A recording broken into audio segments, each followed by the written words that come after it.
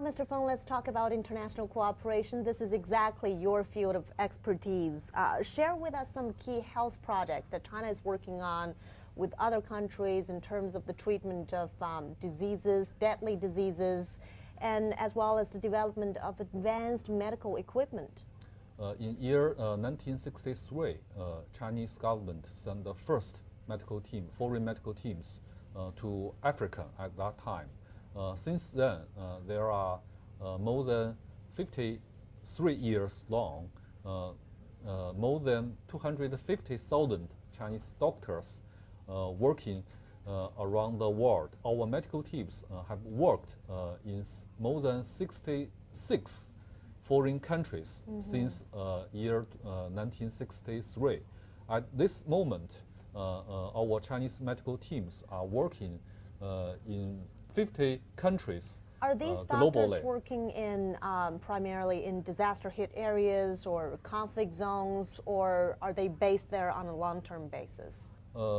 I think both. Most of them work on long-term basis, which is 1 year or 2 years.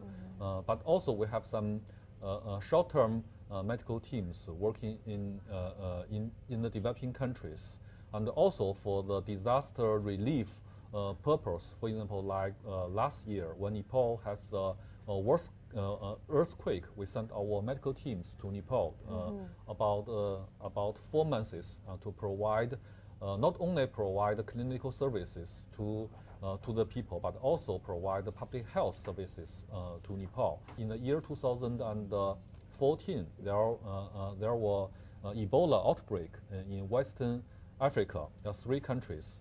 And we sent our medical teams, short-term medical teams, to Sierra Leone, Liberia. At this moment in Sierra Leone, there are still more than 20 Chinese medical doctors are working there, helping Sierra Leone government to provide clinical services and the laboratory tests. They have achieved many great achievements at the beginning of their year. This year, there was a new Ebola cases in Sierra Leone. It is our laboratory professionals identified that cases, and it helps a lot. However, when these doctors are out in the field, the danger is always there. And the figure tells us that 51 Chinese doctors lost their lives while fulfilling their duties in the fields. So how has that affected China's work there, and what is your commission doing to try to ensure their safety? It is true, there are 51 Chinese doctors sacrificed their life in foreign countries, and many of them died because of the diseases they got in other countries, or car accidents as well.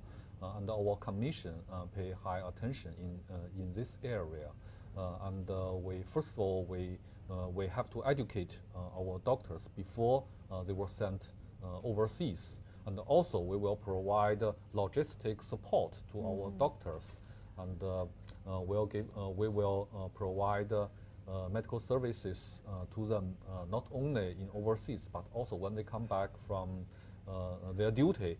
And we will support their further treatment if they got the diseases in overseas.